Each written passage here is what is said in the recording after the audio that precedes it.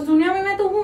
जब मुझे ब्रेक चाहिए तब मैं किसी और दुनिया में जाऊं ना, क्या पता वहां से कुछ सीख के लौटू। तो इट इज वेरी इंपॉर्टेंट कि जरूरी नहीं है कि आप हर किताब जो पढ़ रहे हो उससे कुछ सीखना ही जरूरी है। के अंदर अगर फर्क आएगा तो जो आपका यूएसपी आपके मन में है वो तो गया। इम्पोर्टेंट है। हर लॉन्च के बाद नॉर्मली कंपनी के अंदर अट्रिशन बढ़ जाता है। ये वर्ल्ड वाइड देखा गया है कि जो शुरुआत से थे ना लोग, उन 80% लोग बदलते हैं। प्रिंसिपल्स अलग है और जिद अलग है कि मैं इसको ऐसे ही बेचूंगी, ये जिद है, और मैं ये नहीं करूंगी बिजनेस में, ये प्रिंसिपल्स है। प्रिंसिपल्स ना छोड़ते हुए मार्केट सिचुएशन को ध्यान में रख के बदलना नेचुरल है। एमएलए टॉक शो में आपका दिल से स्वागत है। आज का पॉडकास्ट बहुत ही खास होने वाला है, जो कि एंटरप्रेन्योर्स के लिए रिलेटेड है। जिनको भी बिजनेस की शुरुआत करनी है या स्टार्ट किया है या मिडल फेज में है, जिनको ग्रोथ करनी है अपने बिजनेस में, उनके लिए स्पेशली बनाया गया है। और आज के मेहमान भी हमारे बहुत खास है। ऐसा कहते हैं कि हर बड़ा सपना एक छोटे से कदम से स्टार्ट होता है। हर एक छोटा सा बिजनेस ही बड़ा कैसे ग्रो कर सकते हैं, इसके बारे में हम लोग आज बोलने वाले हैं। तो नमस्कार एंड स्वागत करते हैं आज के खास पॉडकास्ट में रशीदा खिलावाला। नमस्कार Rashida ji. Thank you for having me. Yes, Rashida ji 3060 tech के फाउंडर है। 7 साल से इनकी कंपनी, खुद फाउंडर है और 7 साल से इनकी कंपनी रन हो रही है। सो आपको कैसा लग रहा है यहाँ पर आके? बहुत अच्छा। एक ऐसा प्लेटफॉर्म है जहाँ पे इतने सारे लोगों को एक साथ थोड़ा सा ज्ञान देने का अगर मौका मिलता है, जो बहुत इम्पोर्टेंट है। एज अ कंसल्टेंट मेरे लिए हमेशा एक एक करके किसी के साथ बैठ के बात करनी पड़ती है, तो यहाँ पे एक प्लेटफॉर्म मिल रहा है, नथिंग लाइक इट। सुपर। सो आपकी जो भी इंफॉर्मेशन होगी वो बहुत इंपॉर्टेंट रहेगी हर एक मेंबर्स के लिए। हमारे एमएलए ग्रुप के हर एक मेंबर्स के लिए ये पॉडकास्ट रहेगा। सो आशा करते हैं कि बहुत सारी इंफॉर्मेशन आज मिलेगी आपसे। I hope so too. Aim वही है कि जितना ज्यादा अच्छा इन्फॉर्मेशन, रेलेवेंट इन्फॉर्मेशन है वो सही लोगों तक पहुंचे, और उसके बाद देखते हैं कि वो किस तरह से उसका उपयोग करते हैं। राइट। यस, उपयोग से मतलब एक्शन अगर नहीं लेंगे तो फिर कोई भी ज्ञान यूजलेस है। राइट। शुरुआत करते हैं। 3060 टेक, ये कंपनी आपने कैसे फॉर्म किया, मतलब कहाँ से प्रेरणा मिली आपको? तो 3060 टेक आइडिया शुरुआत हुई थी बेसिकली हमें रेस्टोरेंट्स को कंसल्ट करने से। कि बहुत सारे रेस्टोरेंट्स हैं जो उनका खाना बहुत अच्छा है, उनका बार बहुत अच्छा है। मीन पुणे के अंदर विदाउट अ बार एक रेस्टोरेंट के लिए काम करना, स्पेशली कोरेगांव पार्क वगैरह एरियाज के अंदर थोड़ा डिफिकल्ट हो जाता है। बट फिर भी एंड ऑल्सो क्योंकि बहुत सारे ऐसे दोस्त थे जो ऐसी जगह ओन करते थे, उनको बहुत ही एक अजीब सा प्रॉब्लम आ रहा था, जो था कि रशीदा हम फ्री ड्रिंक्स फॉर वुमेन रख रहे हैं, गर्ल्स नाइट रख रहे हैं, सब कर रहे हैं, लेकिन फिर भी क्राउड जो है वो वैसा नहीं आ रहा है जैसा हम एक्सपेक्ट करते हैं। तो इट स्टार्टेड विद दैट कि कंसल्टिंग कि भाई ये जो आप टेक्निकली सब कुछ सही कर रहे हो लेकिन रिजल्ट आपको वो नहीं मिल रहा है जो चाहिए। क्योंकि ये मेरा बहुत ही फेवरेट एग्जाम्पल है कि आप कितने भी क्रीम्स लगा लो, अगर आपका गट हेल्थ सही नहीं है तो आपको पिंपल्स आने ही हैं। बराबर। बहुत सारे रेस्टोरेंट्स के अंदर पता है मेन प्रॉब्लम क्या थी? आप विमेन के लिए फ्री ड्रिंक्स रख रहे हो, आपका विमेन्स वॉशरूम बिल्कुल भी ठीक से मेंटेन्ड नहीं। एंड अगर आप किसी भी औरत को जानते हो, एंड क्योंकि मुझे पता है कि ये पॉडकास्ट ज्यादातर औरतें देख रही है, जहाँ पे वॉशरूम सही नहीं होगा वहां पे हम दूसरी बार नहीं जाएंगे। करेक्ट है। सो क्या होने लग गया कि सर्टेन टाइप ऑफ क्राउड ही आने लग गया वहां पे, जैसा उनको नहीं चाहिए था। उनको क्राउड ऐसा चाहिए था जो थोड़ा सा क्लासी हो, जो प्रॉब्लम्स ना क्रिएट करे, जो अच्छे से स्पेंड करे, खाना भी खाए, बार मेन्यू का भी अच्छा बिलिंग हो। तो फिर ये सब, और ये उनको और कोई कंसल्टेंट नहीं बता पा रहा था कि प्रॉब्लम वाज के वॉशरूम जो है भाई वो उसको ठीक से क्लीन कर रखो, स्टाफ में फीमेल वेट्रेसेस भी रखो, मेक श्योर कि आपका स्टाफ जो है, जो फीमेल स्टाफ है, वो जो फीमेल गेस्ट्स है उनके साथ एक बॉन्डिंग क्रिएट कर रहा है, ताकि जो विमेन आ रहे हैं एज गेस्ट्स उनको एक सेफ्टी फील हो रही है। We can not help it, जिस दुनिया में हम रह रहे हैं, चाहे जो भी हो जाए, औरतें हर जगह सेफ फील नहीं करती है। तो अगर आपके रेस्टोरेंट में औरतें सेफ फील कर रही है तो ना ही वो आएंगी, वो अपनी और दोस्तों को लेके आएंगी, और अगर उन्हें कहीं जाने का मन करेगा तो वो वहीं आएंगे। वो रिजल्ट देखा, तो उस तरह से it's first started with restaurants and फिर कंसल्टिंग के अंदर काफी काम किया for a lot of industries, and फिर एफएमसीजी के अंदर एंट्री की, और मैंने रियलाइज किया कि मुझे सबसे ज्यादा मजा एफएमसीजी एंड न्यूट्रास्यूटिकल्स में आता है। तो अब वही हम नीश रख रहे हैं। Super FMCG and Nutralife, right? Nutraceuticals. So ये बहुत वास्ट सब्जेक्ट है, और इस वास्ट सब्जेक्ट पे मैम ने 12 से ज़्यादा बुक्स पब्लिश की है, जिसके बारे में आज हम बात करेंगे। लेकिन आपकी जो 3 मेन जो बुक्स है उसके बारे में हम लोग बात करेंगे। स्टार्ट करेंगे थ्राइविंग एंटरप्रेन्योर्स। जी। सो क्या बताएंगे आप उसके बारे में? थ्राइविंग एंटरप्रेन्योर लास्ट ईयर उसका पहला एडिशन मैंने पब्लिश किया था in the form of a workbook. तो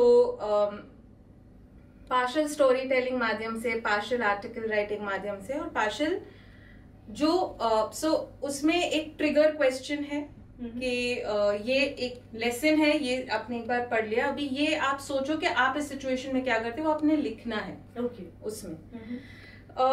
तो थ्राइविंग एंटरप्रेन्योर का पहला एडिशन वर्कबुक है जो लॉन्च हुआ था, जिसको काफी अच्छा रिस्पांस मिला। बहुत लोगों ने उसे सराहा है, बहुत लोगों को उससे मदद मिली है, लेकिन एट द सेम टाइम बहुत लोग ऐसे हैं जिन्होंने पढ़ा है लेकिन नोट्स नहीं लिखे।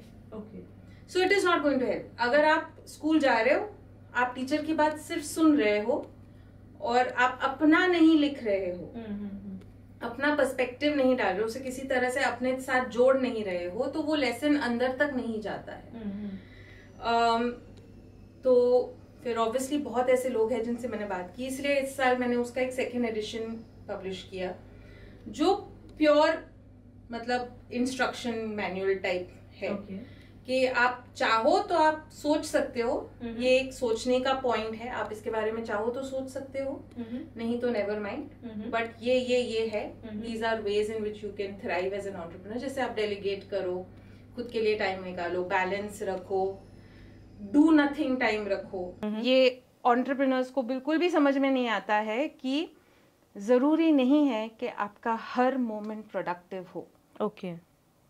सही है कि मैं इसलिए वर्दी नहीं हूं कि मैं हर मोमेंट में किसी के काम आ रही हूं।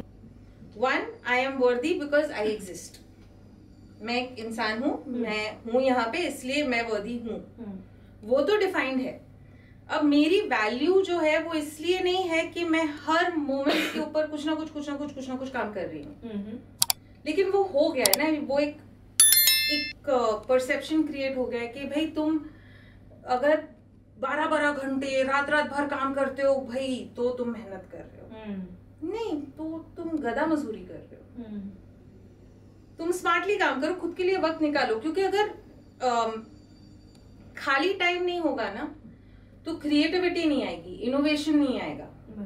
आप बस वही करते जाओगे और आप उसमें अटक जाओगे। और आप बहुत बार देखोगे कि बहुत से बिजनेस पीपल, एंटरप्रेन्योर्स, प्रोफेशनल्स हैं जो बर्नआउट क्यों हो रहे, क्योंकि अब वो ही एक साइकिल में अटके हुए, उन्होंने डू नथिंग टाइम रखा ही नहीं है। करेक्ट है। तो इसलिए वो थ्राइव ही नहीं कर पा रहे, क्योंकि उनको वो फ्री टाइम नहीं मिल रहा है कि यार ये मैं रोज करती हूँ, इसको इजी करना चाहिए थोड़ा। ऐसा सोचना चाहिए, सोचने के लिए, लेकिन वक्त चाहिए। वक्त है कहाँ? आप छोड़ ही नहीं रहे हो खुद के लिए वक्त।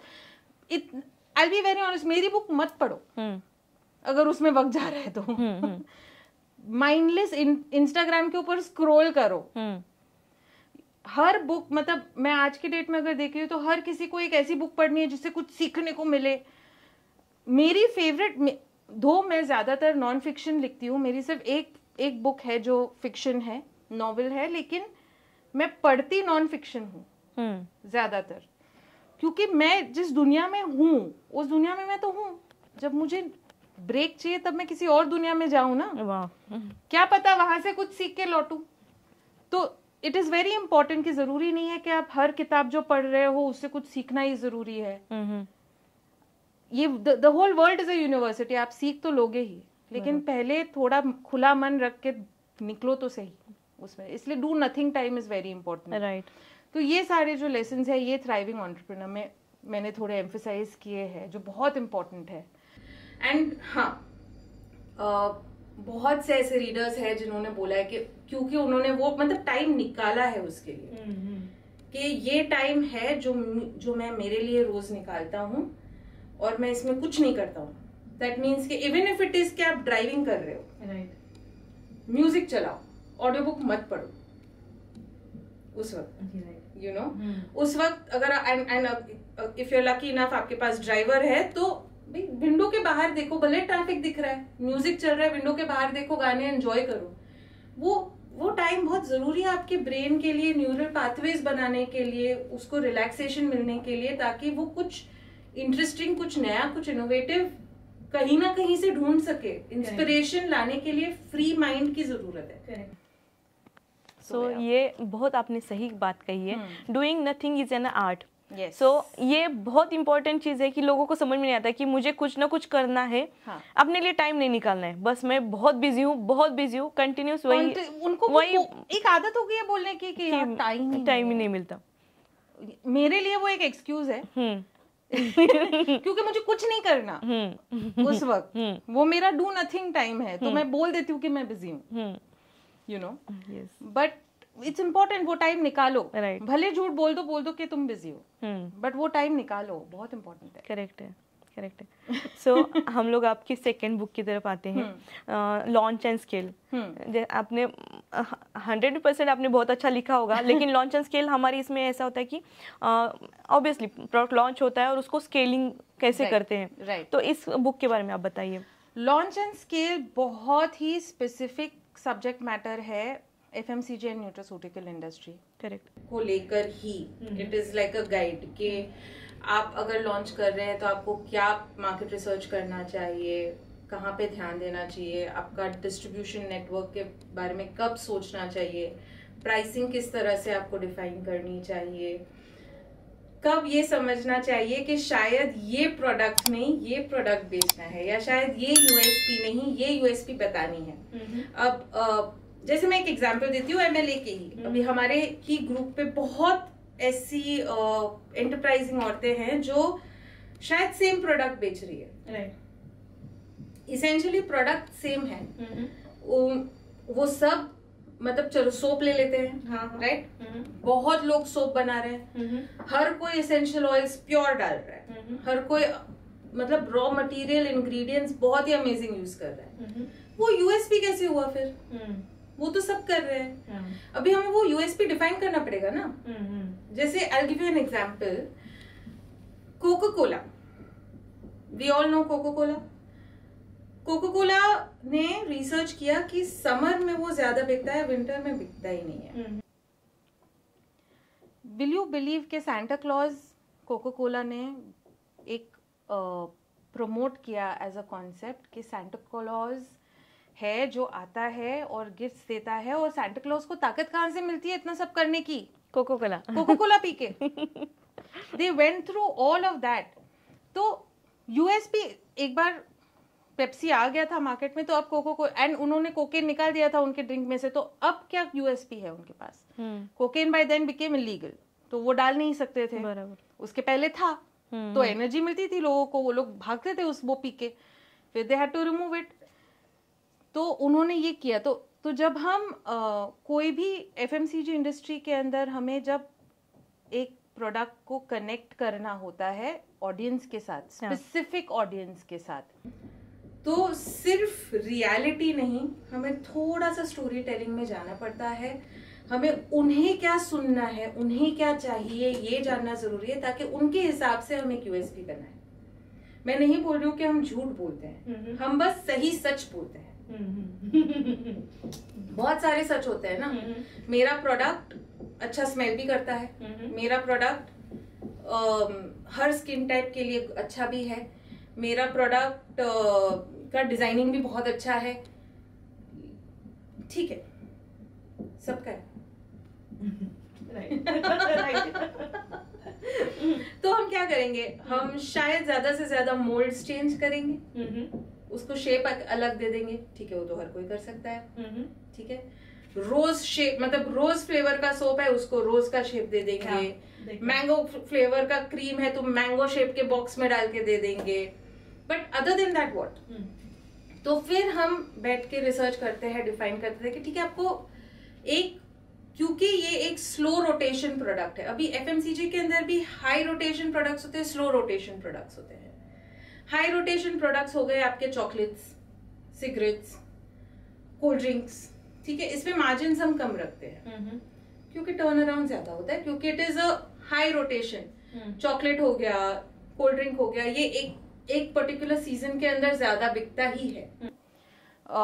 इसलिए इसके लिए सीजन्स बनाए गए ना, वैलेंटाइंस डे, बर्थडेज, खुश है जमाना, आज 1 तारीख है, हाँ, सुपर, राइट, इमोशंस बनाए गए हैं, इमोशंस अटैच किए गए हैं इसके अंदर। और स्लो रोटेशन प्रोडक्ट्स में आ जाते हैं हमारे सोप्स, शैम्पूज, दाल्स, चावल, ऑयल, ये सारी चीजें। अब ये सब भी एक कॉन्सेप्ट बन गया है कि अमाउंट भी उतना ही रखते हैं कि on an average a family needs to buy it every month, ताकि कुछ तो प्लानिंग कंपनी कर सके कि भाई महीने की, एंड फिर जो रिटेलर्स है वो महीने की 1 तारीख से 10 तारीख तक डिस्काउंट्स रन करते हैं, so that they can predict कि हम कोई सेल्स करेंगे, क्योंकि भले अभी खत्म नहीं हुआ है, लेकिन शायद 15 तारीख को खत्म हो जाएगा। अभी खरीद लो क्योंकि अभी डिस्काउंट है। फोमो भी कि उस टाइम के ऊपर उनको पता है कि कितना प्रोडक्शन करना है, कितना स्टॉकिंग करना है, किस तरह से उसका डिस्ट्रीब्यूशन मैनेज करना है, चैनल्स मैनेज करने हैं, और उस टाइम पे स्टॉक एंड इन्वेंट्री खाली हो जाएगा। तो ये सारा जो है, it is a big chain कि आइसोलेशन में एफएमसीजी के का कोई भी प्रोडक्ट आप ज्यादातर देखेंगे कि अगर फेल हो रहा है तो इसीलिए हो रहा है कि सिर्फ मैन्युफैक्चरिंग के ऊपर ध्यान दिया गया है। उसके बाद की राम कहानी के बारे में किसी ने नहीं सोचा है। करेक्ट। कि बात ये है कि हम प्रेगनेंसी संभाल लेते हैं, जो कि वेरी ऑनेस्टली सबसे आसान पार्ट है जर्नी का, ठीक है। प्रॉब्लम ये है कि एक बार आपका प्रोडक्ट बन गया, उसके बाद आप क्या करोगे? उसके बाद आपने कहाँ जाना है, आप उसको किस तरह से प्रेजेंट करोगे, आप उसको किस तरह से बेचोगे, उसका शेल्फ लाइफ क्या है, कहाँ बेचोगे, प्राइस पॉइंट क्या रखना है। तो ये सारा एक बोर्ड रूम में बैठ के आइसोलेशन में नहीं डिफाइन होता है। इसके लिए बहुत जरूरी है कि मार्केट से जानकारी ली जाए और उसके बेसिस के ऊपर हम कुछ ना कुछ डिसीजंस ले। मैं नहीं बोल रही हूँ कि हर डिसीजन सही है, लेकिन अगर गलतियां होंगी तो हमें जल्दी पता चलेगी, शॉर्टर स्केल, हमें स्मॉलर स्केल में गलतियां पता चलेगी, ताकि जब हमें स्केल बढ़ाना है तब हम बिना गलतियों के बढ़ाएंगे। इसलिए it is launch and then scale, right. कि स्मॉल एक पायलट रन, एक टेस्टिंग रन करते हैं, फिर एक पायलट रन करते हैं, फिर हम एक MVP रेडी करते हैं, और उसके बाद उसका स्केलिंग प्लान बनता है, और फिर वो स्केल होता है। क्योंकि इंडिया एकमात्र ऐसा देश है जहां पे कोई भी कंपनी पैन इंडिया नहीं है एफएमसीजी में। आई don't know if you know that, but कोई भी ऐसी कंपनी नहीं है जो पैन इंडिया है। ओके। हर कंपनी के कुछ जोन्स हैं, कुछ स्टेट्स हैं, कुछ सिटी टाइप्स है जहां पे वो है। बाकी जगहों पे अगर वो है तो केवल प्रेजेंस के लिए है। ओके। कि भाई हमारा प्रोडक्ट वहां पे दिखना चाहिए, then they have the budget, तो वो कर सकते हैं। तो इंडिया एकमात्र ऐसा देश है जहां पे डेमोग्राफिक्स इतने वेरिड है, तो बिना रिसर्च किए, बिना समझे लॉन्च करना, वो भी एक बड़े स्केल पे, डजंट मेक सेंस। प्लस इतने भी छोटे स्केल पे मत रखो कि आपको कुछ पता ही ना चले, कोई डेटा पॉइंट्स ही नहीं मिल रहे हैं आपको, और आप सिर्फ बना रहे हो बेच रहे हो, बना रहे हो बेच रहे हो, और बीच में से एक थोड़ा सा मार्जिन आपको मिल रहा है। You are just self employed, you are not doing a business, right. There is a difference between being self employed and being a business person. And ज्यादातर लोग सेल्फ एम्प्लॉयड मोड में रहते हैं क्योंकि उनको एक तो प्रॉफिट्स शेयर नहीं करने हैं किसी के साथ, राइट। उनको किसी को पैसे देने नहीं है, उन्हें सब कुछ अपने पास रखना है, क्योंकि उन्होंने प्लान नहीं किया है, क्योंकि वो manufacturing, costing, pricing, packaging, chain of distribution, timeline, shelf life, ये सारी चीजें आपका फोकस मैन्युफैक्चरिंग पे है, क्योंकि आपका नॉलेज मैन्युफैक्चरिंग में है। तो फाइंड समबडी जो इसका बिजनेस मॉडल जानता है और उनके साथ काम करो, ताकि ये एक बिजनेस बन सके। It is very important to do that. लोग घर से स्टार्ट तो करते हैं, लेकिन उसके आगे का क्या? आगे उनको ये है कि भाई नहीं यार, हम ना 30-60 के पास जाएंगे और फिर खर्चा हो जाएगा। वो खर्चा नहीं है, वो एक इन्वेस्टमेंट है। ग्रो करने के लिए इन्वेस्टमेंट्स करने पड़ते हैं। आपको पैसे भी ग्रो अगर करने हैं तो इन्वेस्ट करने पड़ेंगे ना कहीं पे। करेक्ट है। तो you have to invest in your business, and just manufacturing में जो इन्वेस्टमेंट किया उसके आगे क्या, उसके आगे आपको और भी इन्वेस्टमेंट्स करने हैं। करेक्ट है। तो मेरा हमेशा लोगों को यही होता है कि जब आप स्टार्ट कर रहे हो तब आप अपने बजटिंग के अंदर कंजूसी मत करो। भले उस वक्त आपको ना अच्छा लगे वो नंबर्स देखना, आप दिल से चाहते हो कि एक 0 कम हो, लेकिन उसको कम मत करो, वो रखो अपने प्लानिंग में। अगर बाय ग्रेस ऑफ गॉड कम हुआ तो ग्रेट, लेकिन अगर उतना हुआ तो you are prepared for it. Right. So launching का तो हो गया। अब एक एग्जांपल लेते हैं हम लोग, जैसे सोप का आपने एग्जांपल दिया। तो लॉन्चिंग तो किया, मतलब मैन्युफैक्चर किया, लेकिन उसको स्केलिंग कैसे करेंगे फिर? ठीक है, तो आपने मान लो आपका मंथली आउटपुट है 10,000 units. I am talking about वो लोग जो बहुत ही स्मॉल स्केल पे कर रहे हैं, ठीक है। तो अभी 10,000 यूनिट्स के ऊपर आपका प्राइसिंग ये है, आप ये टाइप का क्वालिटी मैनेज कर सकते हो, आपका सोर्सिंग ये है। तो जब हमें अभी, और ये अब हमने स्मॉल स्केल पे टेस्टिंग मार्केट के अंदर डाल के फिर पायलट रन करके देख लिया कि ठीक है भाई, दिस वर्क्स। ये सब करने के साथ साथ इन द बैकग्राउंड हमें अभी सोर्सिंग भी ज्यादा करना पड़ेगा ना, क्योंकि अगर स्केल अप करना है तो इसी क्वालिटी के साथ स्केल अप करना है। क्वालिटी के अंदर अगर फर्क आएगा तो जो आपका यूएसपी आपके मन में है वो तो गया। Right.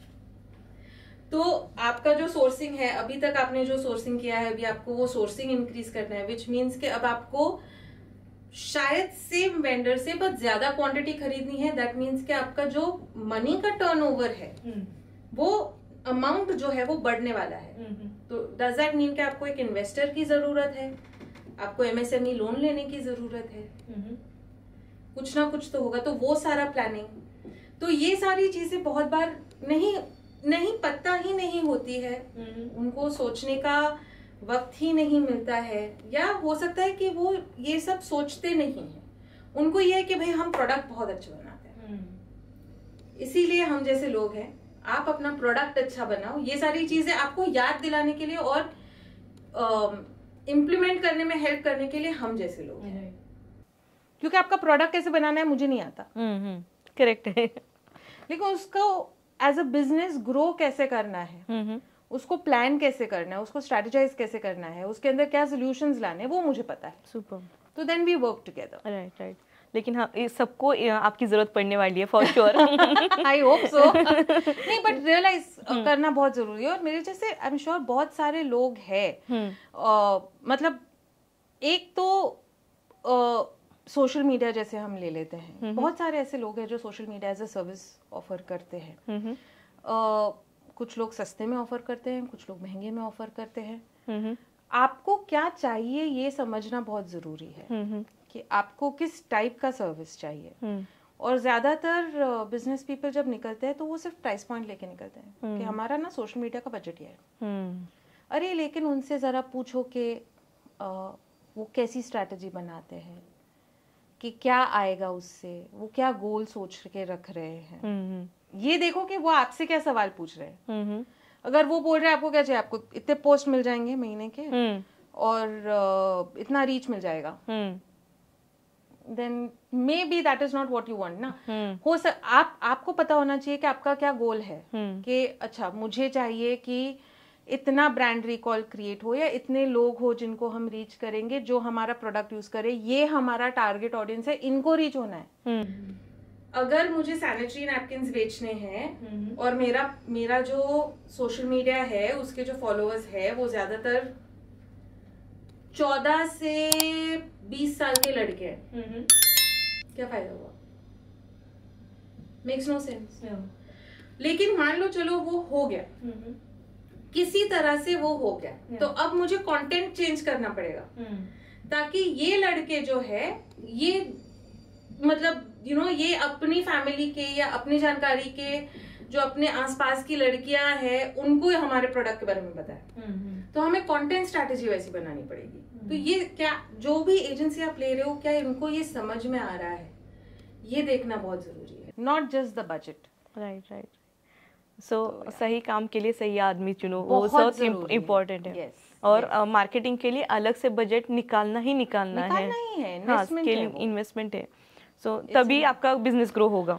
Right. I mean it's not, आप सोचिए कि आप कितना थॉट प्रोसेस डालते हैं, कितना मेहनत डालते हैं, कितना वक्त डालते हैं, and at the same time कितना पैसा डालते हैं वो प्रोडक्ट बनाने में। राइट।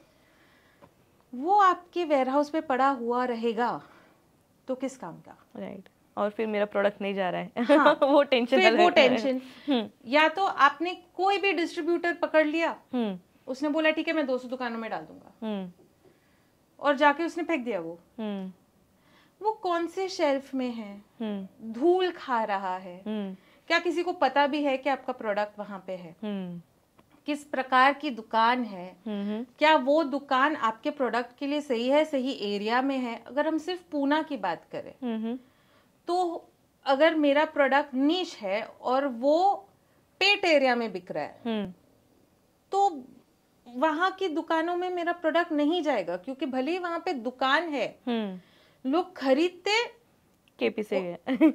राइट।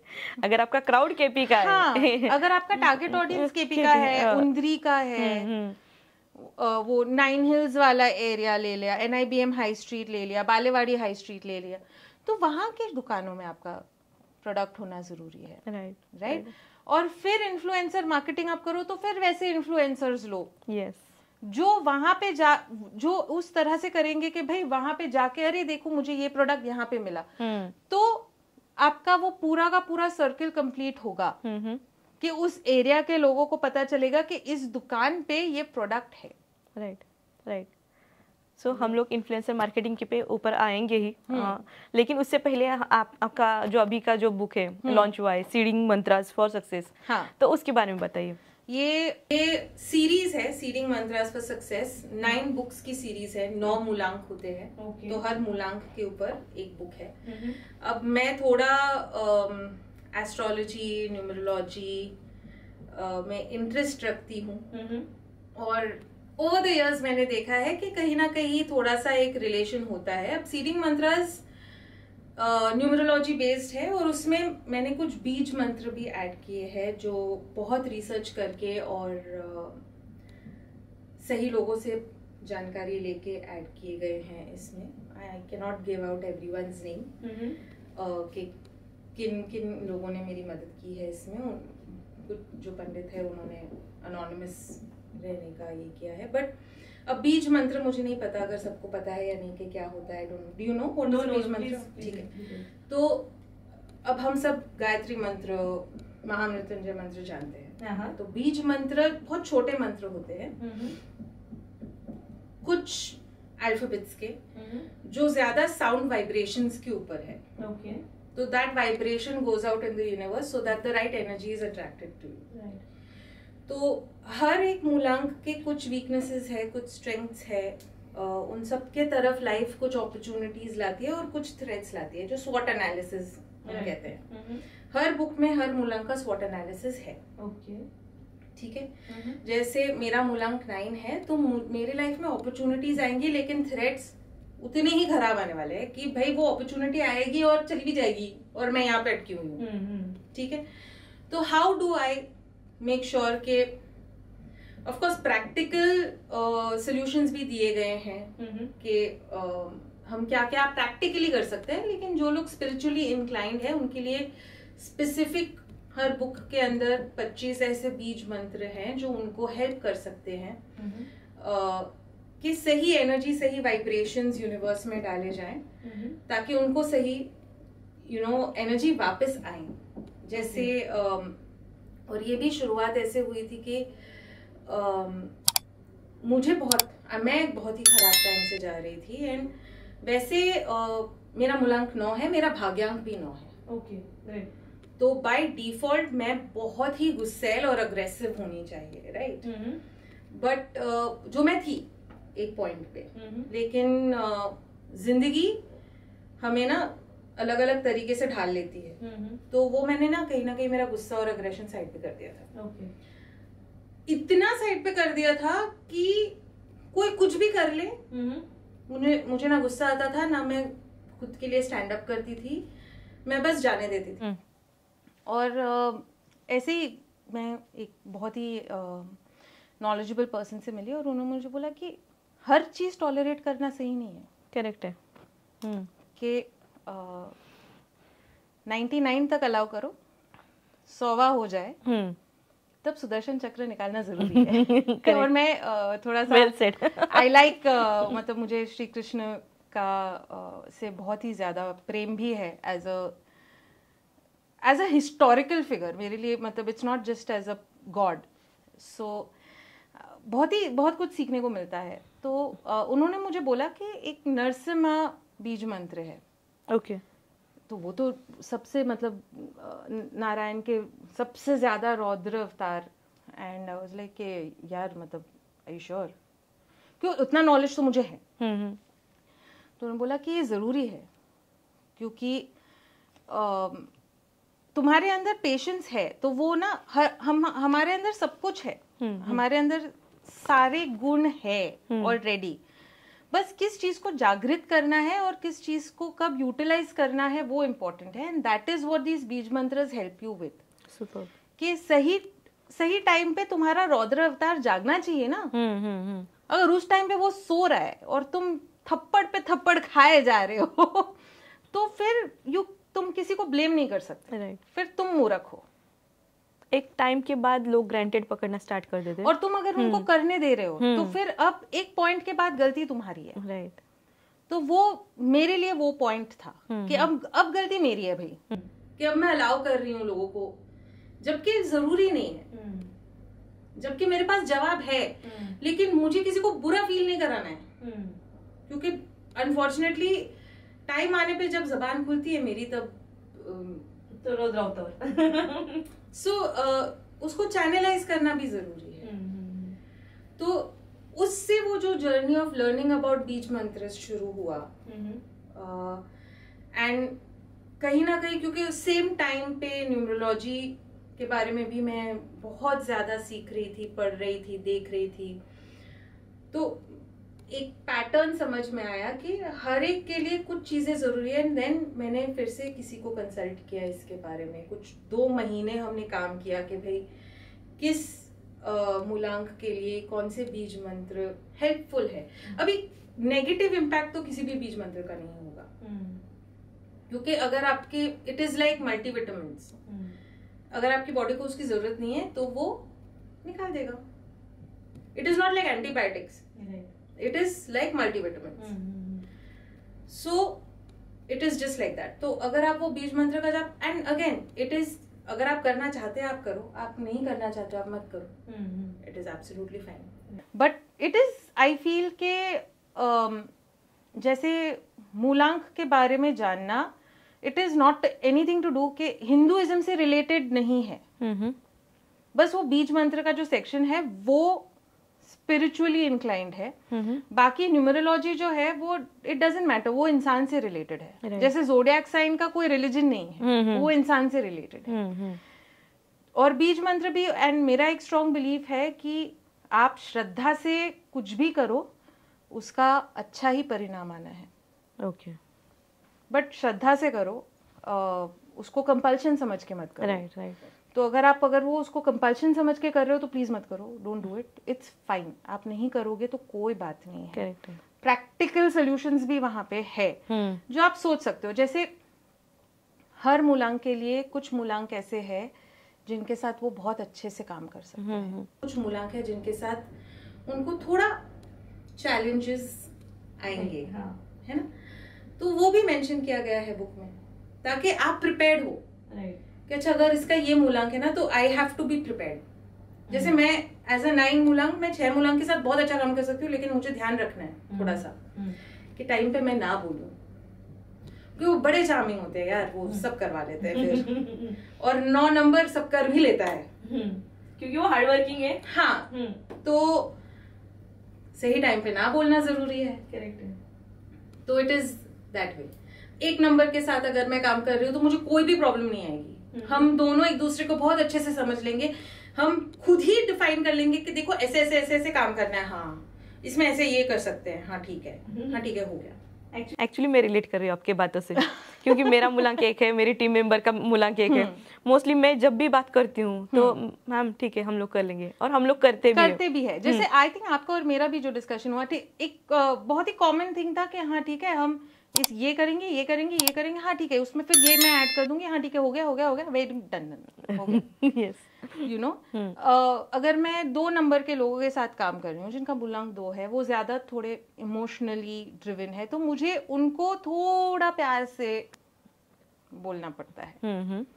उनका ईगो थोड़ा जल्दी हर्ट हो जाता है। ओके, तो मुझे थोड़ा प्यार से उनको बोलना पड़ता है। तो उस तरह से हमें समझ में आ जाता है कि किस भाषा में किससे बात करनी है, किसमें कितनी क्षमता है वो करने की, और क्या हम उनसे क्या एक्सपेक्टेशंस रखने चाहिए।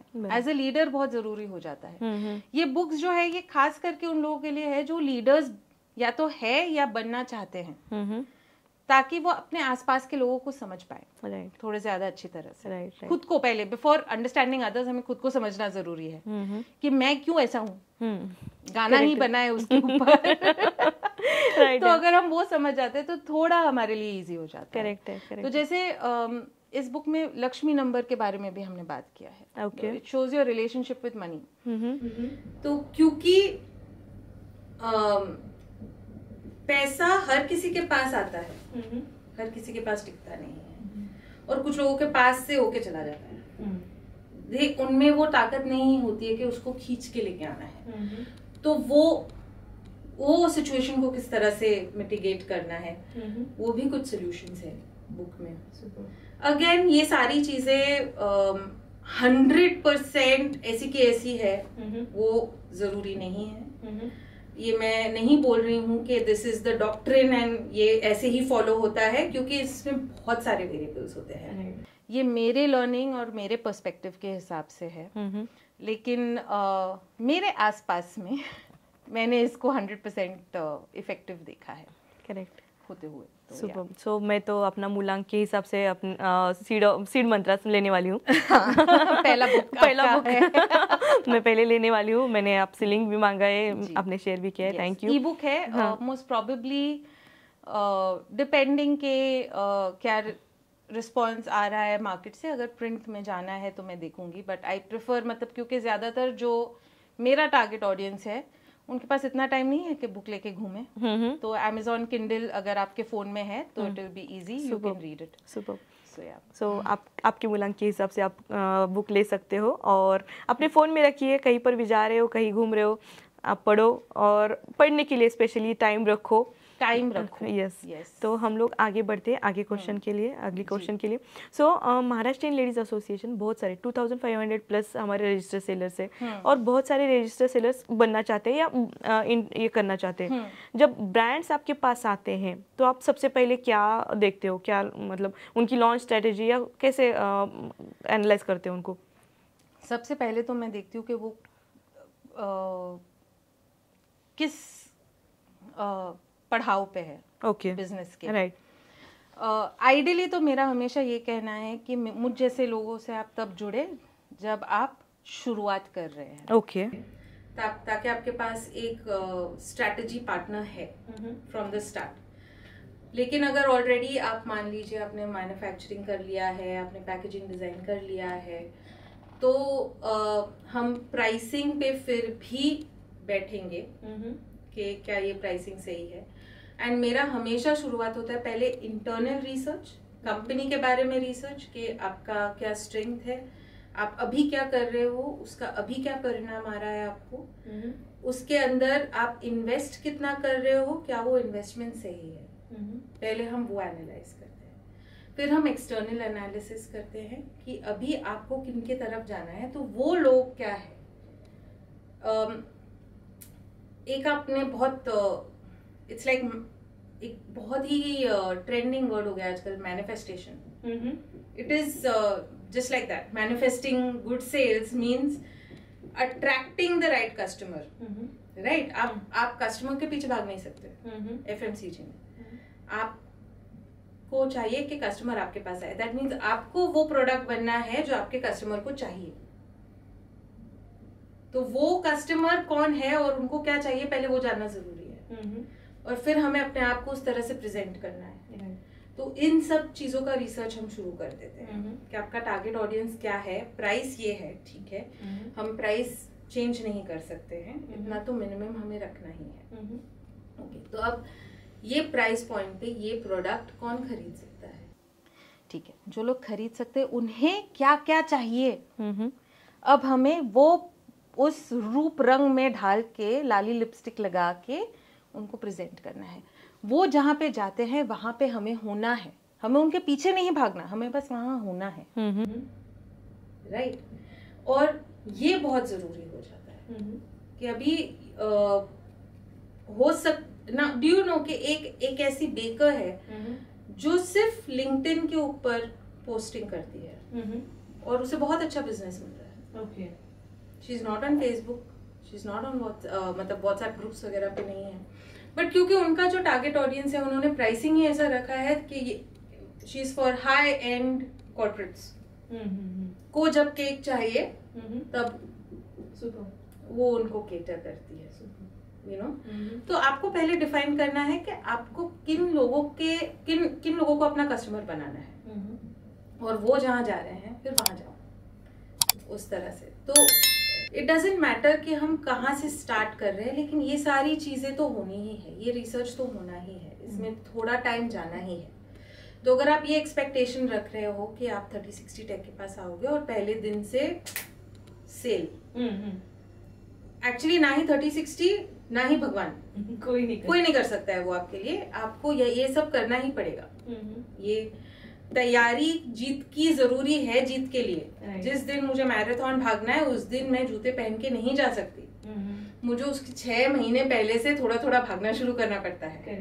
देखना पड़ता है कि मैं कितना भाग सकती हूँ, मेरा डाइट में मुझे क्या चेंजेस करने हैं, क्या करना है। It is the same with business. एक बिजनेस को एक इंसान समझ लो और फिर उस नजरिए से अगर आप देखोगे तो आपको समझ में आएगा कि क्या मैं सही खाना दे रही हूँ अपने बॉडी को, क्या मैं सही वर्कआउट दे रही हूँ, क्या मैं सही एनवायरनमेंट में हूँ।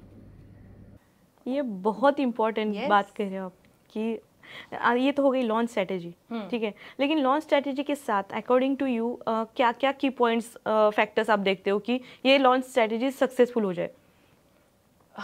मैं नॉर्मली 4-5 लॉन्चेस करती हूँ। ओके, ठीक है। एक होता है प्रायोरिटी लॉन्च, जो मैं बहुत ही स्मॉल टारगेट मार्केट में करती हूँ, जिससे हमें थोड़ा सा कुछ डेटा पॉइंट्स मिल जाते हैं कि मतलब एक बहुत ही स्मॉल स्केल पे हमें ये एक वैलिडेशन मिल जाता है कि सही है या गलत। पहले तो वो एक बार वो वैलिडेशन मिल गया कि सही, ठीक है, फिर नेक्स्ट होता है पायलट हमारा, जो हमने थोड़ा सा बड़ा एरिया लिया और उसके अंदर किया कितना सही, ये जानने के लिए। फिर हम एक सॉफ्ट लॉन्च करते हैं ये जानने के लिए कि किन किन फैक्टर्स में सही, और फिर हम उसको फुल लॉन्च करते हैं। एंड दैट इज लाइक ठीक है, अब ये, और वो भी एक टारगेट मार्केट के अंदर ही है, because it's a fairly large target market, but उसके अंदर हम करते हैं। और उसके बाद हम डिफाइन करते हैं कि वो अभी एक सर्टेन पीरियड के लिए चला, अच्छा चला, ये पिटफॉल्स आ रहे हैं, हमने उनको करेक्ट किया, उनके ऊपर वर्क किया, इंटरनली कंपनी हेल्दी है ये लॉन्च के बाद। ये बहुत ही इम्पोर्टेंट है। हर लॉन्च के बाद नॉर्मली कंपनी के अंदर अट्रिशन बढ़ जाता है, ये वर्ल्ड वाइड देखा गया है कि जो शुरुआत से थे ना लोग, उन 80% लोग बदलते हैं। राइट। तो हमें मेक श्योर करना है कि इंटरनली कंपनी हेल्दी चल रही है, कि दिस इज वो puberty time of your company. अब अडल्टहुड रीच होने वाला है, तो अंदर हार्मोनल चेंजेस होने वाले हैं, और आप किस तरह से वो हार्मोनल चेंजेस को मिटिगेट कर रहे हैं। और उसके बाद हम स्केलिंग का प्लानिंग शुरू करते हैं। ओके। विच मीन्स कि आपके वेंडर्स को देखना है, टीम ग्रोथ किस तरह से करनी है, फंड्स किस तरह से मैनेज करने हैं, कौन से स्ट्रेटेजिक पार्टनर्स को ऐड करना है, वो सब हम देखते हैं। तो it is a long journey. ऐसा नहीं है कि भाई 3 महीना काम कर लिया इसके ऊपर हो गया, बिल्कुल भी नहीं है। It's a long journey. Ordinarily 9 months हम मिनिमम सोच के रखते हैं कि ये साइकिल होता है डिस्ट्रीब्यूशन चैनल तक। लेकिन 18 महीने मैं बोलूंगी कि स्केलिंग स्ट्रैटेजी बनाने के लिए लगता है। 18 महीने तक तो जाता ही है कि अब हमें पता है कि हमें कहाँ कहाँ जाना है। ये हमने हमारा लॉन्च कर लिया, डिस्ट्रीब्यूशन नेटवर्क हमारे सेट हो गए, हमारे चैनल सेट हो गए कि हम कहाँ कहाँ पे परफॉर्म कर रहे हैं, कहाँ कहाँ पे प्रेजेंस है, उस वजह से दूसरी जगहों पे परफॉर्म कर रहे हैं, राइट। अब हमें स्केलिंग करना है, तो हमें कहाँ कहाँ स्केलिंग करना है, ठीक है। हो सकता है कि मेरा प्रोडक्ट जम्मू कश्मीर में ना चले, तो मैं क्यों वहां जाऊं, हर किसी को टाइम और वेस्ट, पैसा वेस्ट हो जाएगा। हाँ, इट मेक्स नो सेंस। तो वो डिफाइन करना। एंड अब आपका ट्रांसपोर्ट, आपका शेल्फ लाइफ, आपका स्टोर मैनेजमेंट से लेके आप किस तरह से इन्वेंट्री मैनेजमेंट करेंगे, सेल हो रहा है वो इन्वेंट्री में किस तरह से शो हो रहा है, आप उस हिसाब से अपना प्रोडक्शन किस तरह से मैनेज करेंगे, वो सारा सब देखना। It is a good journey that is quite long. Super. तो ये मेंटली प्रिपेयर्ड होना बहुत जरूरी है कि ये एक ओवरनाइट, कोई ओवरनाइट सक्सेस नाम की चीज नहीं है। Overnight success often comes after years of hard work, right, है ना। Well said. अचानक से तुम्हें इसलिए पता चल रहा है क्योंकि चुपचाप से बहुत कुछ हो रहा था, राइट। तो ये it is going to take time, उसमें वक्त लगता है। एंड बी मेंटली प्रिपेयर्ड कि जहां वक्त लगने वाला है वहां पैसा लगने वाला है।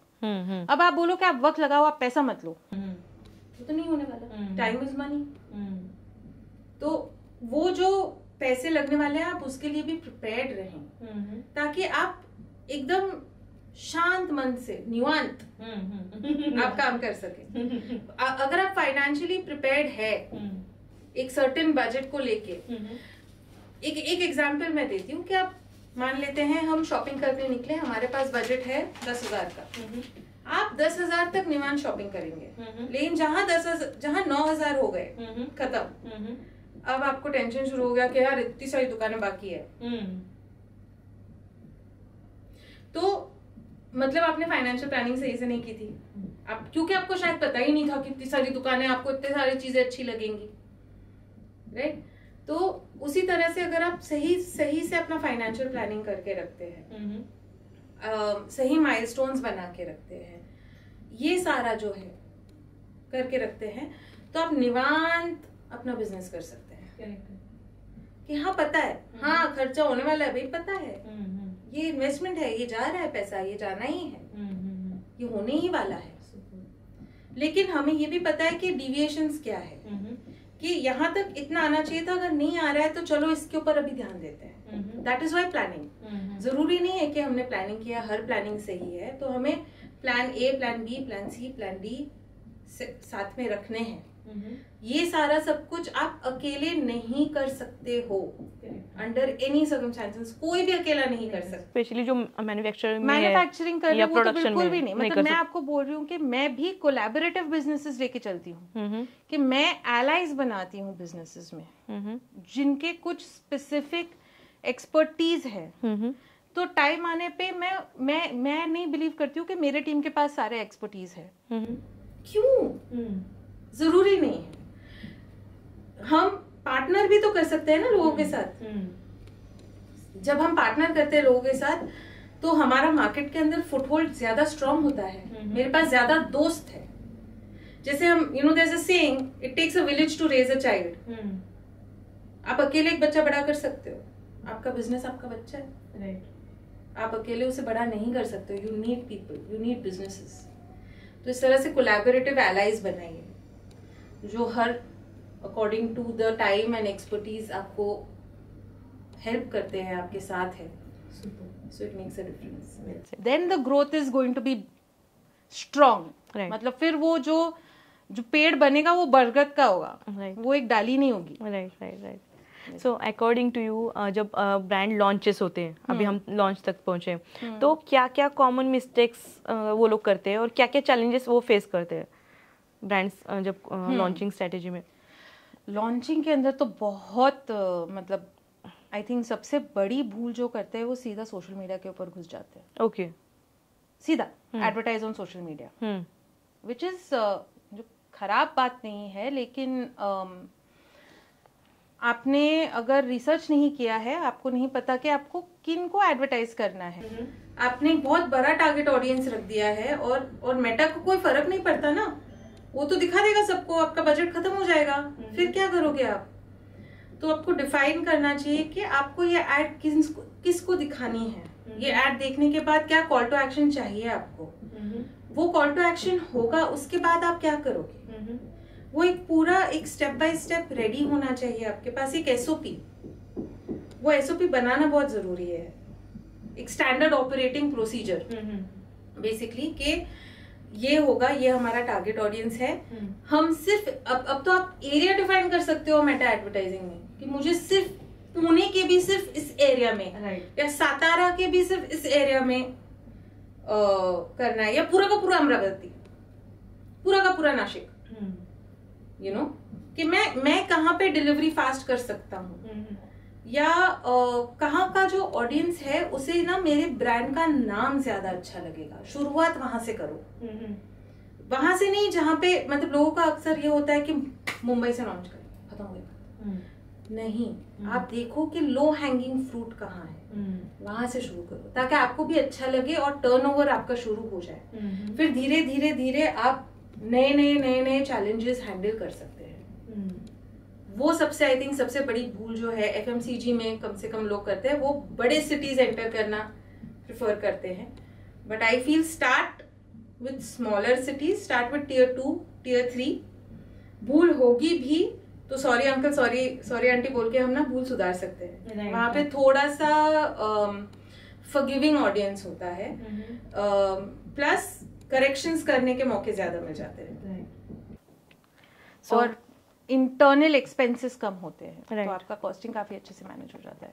आपने अभी जस्ट बोला कि कोलैबोरेशन इज द की, तो 360 टेक के साथ कितने लोग कोलैबोरेटेड है अभी 4 कंपनीज तो कोलैबोरेटेड है ऑलरेडी, जो क्विक कॉमर्स के अंदर एक्सपर्टीज रखते हैं, पैन इंडिया डिस्ट्रीब्यूशन नेटवर्क्स के अंदर एक्सपर्टीज रखते हैं। आई एक्चुअली हैव वन जो स्टेशनरी के अंदर एक्सपर्टीज रखते हैं। ओके। क्योंकि अगर मेरे सुपरमार्केट्स में स्टेशनरी बिक सकता है, तो I have this weird idea कि स्टेशनरी की दुकान में नमक क्यों नहीं बिक सकता। Oh my God. कम से कम प्रमोट तो हो सकता है। तो उस तरह से अलग अलग चीजों, लॉजिस्टिक्स वेयर हाउसिंग के लिए हमारे पार्टनर्स हैं, इनफैक्ट वो तो हमारे एक्टिव पार्टनर्स है बिजनेस में, लॉजिस्टिक्स एंड वेयर हाउसिंग का जो है, ताकि टाइम आने पे अगर क्लाइंट को उसकी जरूरत है तो here we have a solution for you. Right. हमारा काम आपको सॉल्यूशन देना है, जरूरी नहीं है कि हर सॉल्यूशन से मैं पैसे बनाऊं। गुडविल नाम की एक चीज है जो बैलेंस शीट में शो करती है, और वो कमाना भी जरूरी है, इसीलिए कोलैबोरेशन जरूरी है, गुडविल भी कमाना जरूरी है।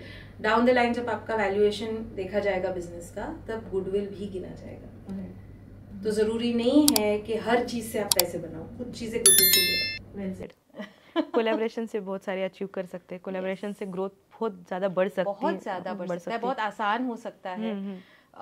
लोगों को लगता है कि on the top there is only place for 1 person, it is not true.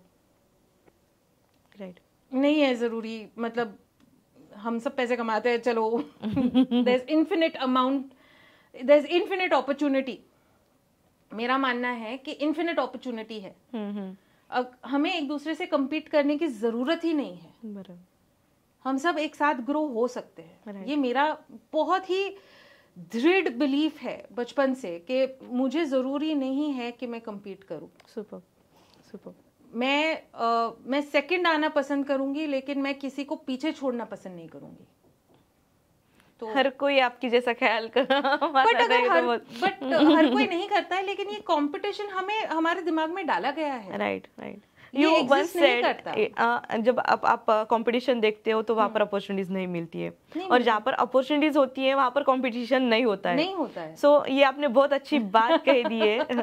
आपने अभी बात की कि जैसे लॉन्चिंग स्ट्रेटेजी में सबसे पहले आता है सोशल मीडिया।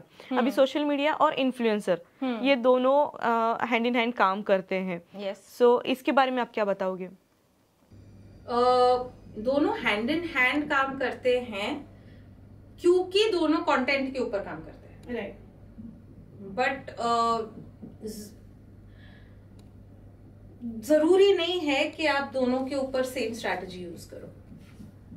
राइट। आपका सोशल मीडिया आपका डायरेक्ट आपका D2C का काम कर सकता है, और आपका इन्फ्लुएंसर जो है वो आपका रिटेल ग्रोथ के ऊपर काम कर सकता है। तो इट ऑल डिपेंड्स कि आप का टारगेट ऑडियंस क्या है, आपका प्रोडक्ट क्या है, आपको किस चैनल पे ध्यान देना है। AB टेस्टिंग नाम की चीज है। मैं तो ABCD टेस्टिंग में बिलीव करती हूँ कि सब कुछ स्मॉल स्केल पे ट्राई करते हैं, देखते हैं कितना क्या आ रहा है, एंड देन कौन से लर्निंग से हम क्या खींच सकते हैं और किस चीज के ऊपर कितना काम करना है वो हम डाल सकते हैं। तो just because the platform is the same in influencer marketing and in social media marketing, platform same है बस, लेकिन दोनों के गोल्स अलग हो सकते हैं और हम उसको दो अलग तरीकों से यूज कर सकते हैं। कोई ऐसा रूल नहीं है कि जो आपका पोस्टिंग है वही आपका इन्फ्लुएंसर बोलेगा, जरूरी नहीं है। It's not needed. आपको जरूरी ये भी नहीं है कि आप पोस्ट कोलैबोरेट करो। आपके पेज पे उनका पोस्ट दिखे ना दिखे वो भी जरूरी नहीं है। It all depends on your strategy. आप एक्सपेरिमेंट कर सकते हो इसके अंदर, बहुत कुछ हो सकता है, बहुत स्कोप है। राइट। सो अभी तक की जो 30-60 टेक की सबसे बिगेस्ट सक्सेस स्टोरी क्या क्या है? तो उसका तो डेफिनेशन ऑफ सक्सेस देखना पड़ेगा। नहीं, आई थिंक सक्सेस स्टोरीज से ज्यादा मैं ये बोलूंगी कि I think the biggest success story is the 30-60 अब तक है। हमने बहुत बार पिवट किया है कि हम क्या करते हैं, एंड आई थिंक सक्सेस का मतलब ही वो है कि आप रेस में बने रहे, या रेस भी नहीं बोलूंगी मैं, आप टेबल पे बने रहे। ये बहुत इम्पोर्टेंट है that you exist. You may not exist in the same way, but you exist. तो शुरुआत हमने जिससे की थी, then getting into corporate training and content strategy planning for companies. मैं तो colleges में भी lectures लेती हूँ।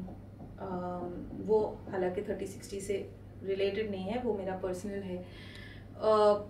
अब हम सोच रहे हैं कि side by side publishing के अंदर भी जाने का सोचे। Just a thought. Let's see. But I think the biggest success is कि अभी तक हमने हमारी agility maintain की है ताकि हम रहे। हम यहाँ पे है, हम constant learning करें, हम जितनी ज़्यादा कंपनीज हैं उनके साथ जुड़े, और जितना ज़्यादा हो सके उनको मदद कर सके। हम जैसे कच्छी किंग करके एक QSR ब्रांड है गुजरात में, उनका B2B एंड B2C ग्रोथ दोनों साथ में करना वो एक चैलेंज था for me.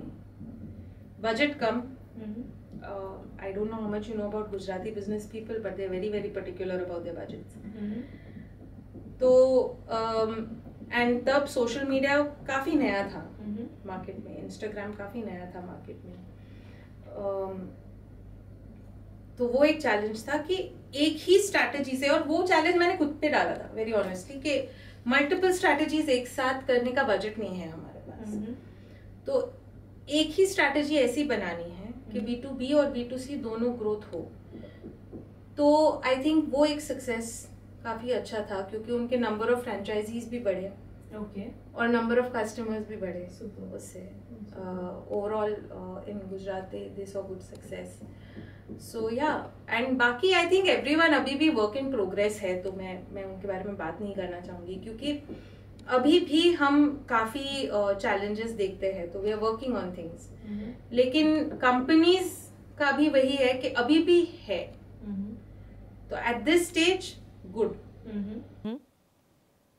you know super yes market में बना रहना बहुत इम्पोर्टेंट है भले ही आप अलग अलग फॉर्म में हो या अलग ग्रुप में हो आज मैंने यहाँ से स्टार्ट किया लेकिन आज मैं वो तो होना ही है आप देखो over the time of period या एक्सपीरियंस से या तो पिवट करो या तो ग्रो करो या तो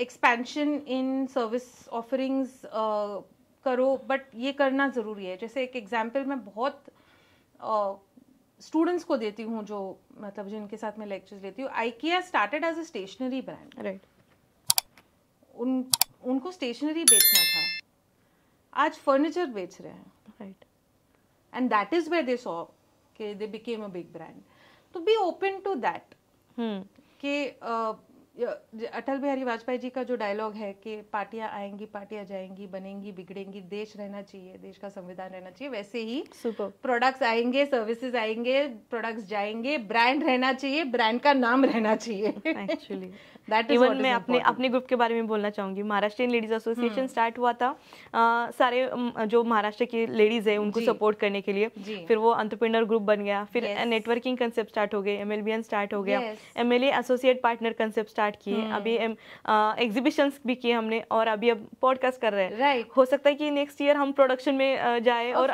कुछ अलग बनाए we are that much flexible कि जो चल रहा है उसको लेके कुछ अलग बनाए और कुछ अलग स्टार्ट करें मैं फिर से वही बोलूंगी ना कि हर बिजनेस को एक इंसान के पर्सपेक्टिव से अगर आप देखोगे तो एक टाइम था जब ABCD भी डिफिकल्ट लगता था है ना और फिर हमने ABCD मैथ्स के अंदर भी बहुत आसानी से यूज कर लिया तो वो जो ग्रोथ है और उसके बाद हम ये भूल भी गए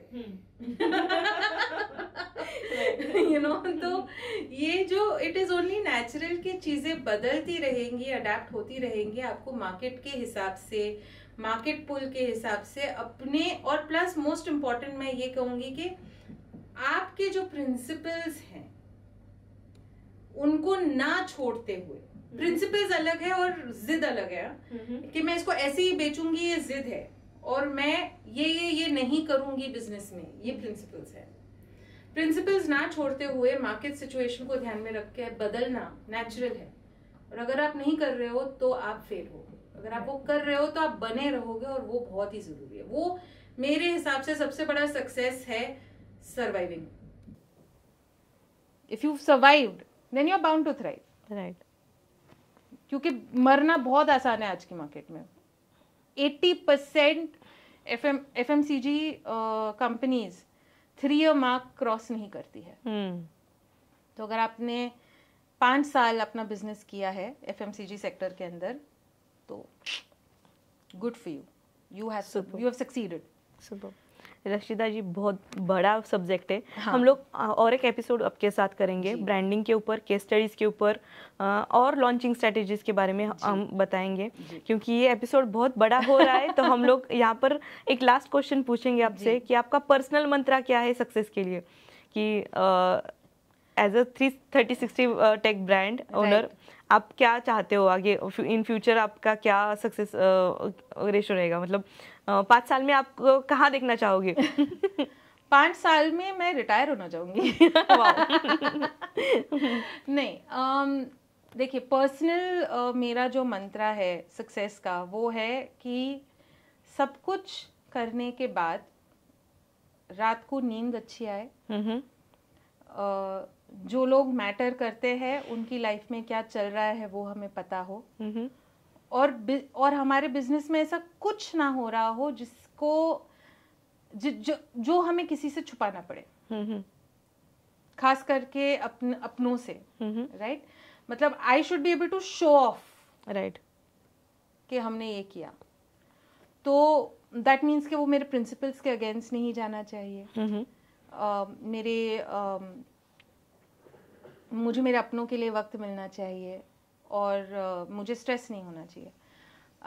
ये sounds very difficult but actually बहुत आसान है अगर आप बस ये ध्यान में रखते कि ये नहीं करना ना, ये नहीं करना, ये मतलब ये टाइप का बिजनेस नहीं करना है, या इस टाइप से बिजनेस नहीं करना है, या ये चीज नहीं करनी है, और ये है। ये हम खुद को बाउंड्रीज बोलते हैं। ये अभी मैं ना पॉलिसी बोलने लग गई हूँ। It is my personal policy. Business policies होती है, मेरी पर्सनल पॉलिसी है, मैं ये नहीं करती हूँ।